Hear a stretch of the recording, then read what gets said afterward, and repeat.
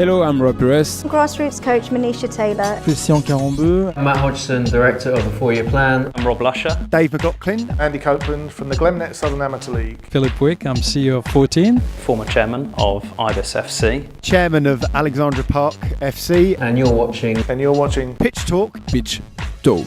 the only place to get your Monday night footballing fix. The pitch is where we eat. The pitch is where we sleep. And the pitch is where we talk.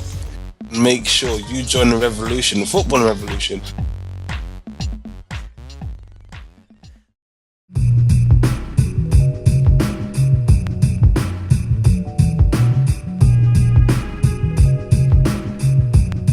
The future is our final segment and a video question from the G-Man. What is your lifelong goal for girls on the ball? I think to make it our full-time job would be nice. We'd like to get into the education coaching side of things. I think we put so much time into it, it needs to become a financially viable operation, as it were. Yeah, we really want to start looking at the more development side of things, the education through football. Not enough girls, they use football as a tool in many areas for education, but I don't think they use it for girls enough. And it's not the fact that it's football, it doesn't matter what it is, it's a good tool to educate. So I think, we'd like to get into that side of things. But then also never forget why we started in the first place, and that's our love of watching the game and going around the country and seeing football. So if we can try and merge those 2 points together, it'd be awesome. You mentioned about some future plans earlier. One of our other questions we wanted to ask is, what does the future hold for girls on the ball? And also for Sophie and Rachel, what have you got planned for the future? I just want to be able to say, as my job title, girls on the ball owner or whatever. I mean, that would be awesome. I don't like having 2 job titles at the moment. I think it's very important for us if we can make it successful and to really go with it. It's our own little baby. I mean, I really do view it as our own little project, which we've really sprung up from the beginning. And if we can see it through to the end, it's going to be, if there's ever an end. Hopefully there's not an end. When we end, I think. When we end.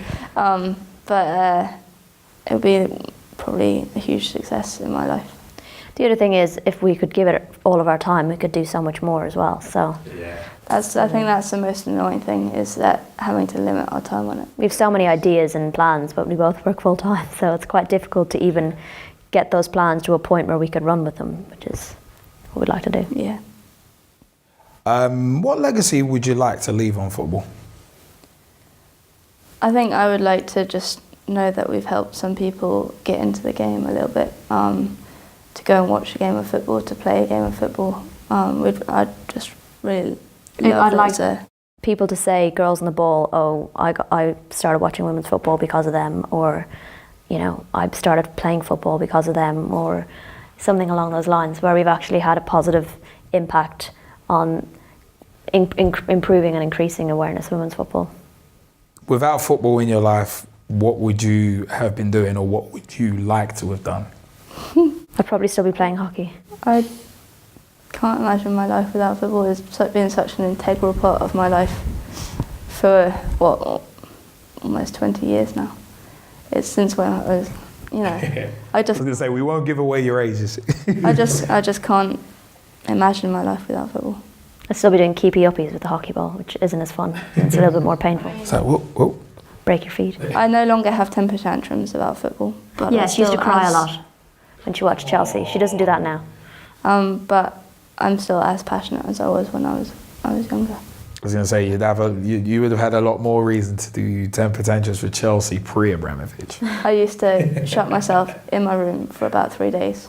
Oh my God. And not think about football until the next game, and then I love football again.